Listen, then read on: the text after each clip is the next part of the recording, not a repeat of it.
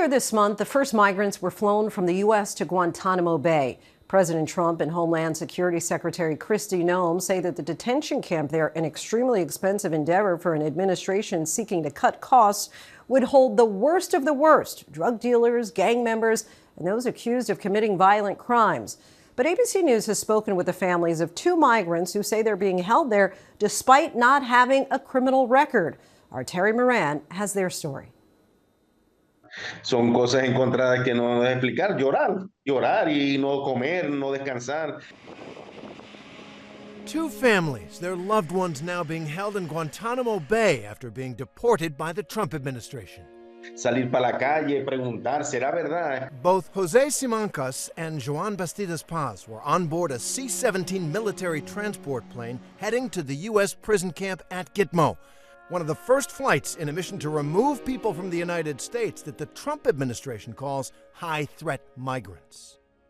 Hi everybody, I'm down here at Guantanamo Bay checking out some of the operations that we're standing up to house the worst of the worst. Luego, el 7 de febrero, él llamó a mi hermana y le contó que no iban a soltarlo, sino que lo iban a enviar a Guantánamo. While Barbara Simancas got a call from her brother Jose before he was sent to Guantanamo, Joan Sr. only found out about his son through social media. Cuando se ve la foto de él, uno queda, Dios mío, en serio. Both these families tell ABC News that far from being the worst of the worst, neither Joan or Jose even have a criminal record. But a senior Department of Homeland Security official told ABC News that both men were members of Tren de Aragua, a Venezuelan gang the Trump administration has made a top priority in its crackdown on illegal immigration. The savage Venezuela prison gang known as Tren de Aragua. They know them all over the world. They're a savage gang, one of the worst in the world.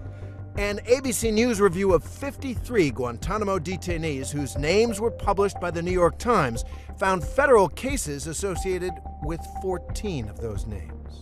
But according to federal court records, none were charged with violent offenses. That number does not account for possible variations in spelling, nor does it include any possible state cases. In most of the federal cases, ABC News found, the majority of the individuals, including Jose and Joan, were charged for improper entry into the U.S., a charge they both pled guilty to, both turning themselves in at the border. Se fue, pasó toda esa travesía y al llegar, él se entregó.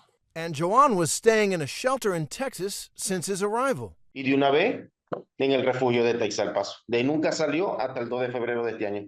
The families say this is a misunderstanding, all because of the tattoos the young men have. Y como él dijo también por sus tatuajes, porque lo estaban poniendo como terrorista, que él permanece a una banda del Tren de Aragua de Venezuela, cosa que no es así. O sea, él tiene sus tatuajes, sí, pero nada que ver con eso. Sus tatuajes son nombre de sus hijos, nombre de él, cositas así. Su tatuaje que tiene aquí, el signo del dólar, un tatuaje aquí y un tatuaje en la mano que se hizo un búho. Now, with their loved ones thousands of miles away in the prison camp at Guantanamo Bay, these families have no choice but to wait for word on when they might be released and where. Porque por las redes sociales dicen que Guantánamo es lo peor, que allá tienen los terroristas, que allá el que meten es para que no salga más nunca, que no tienen nada.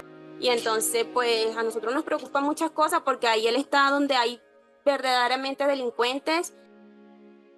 A number of people share that concern. Our thanks to Terry Moran for that.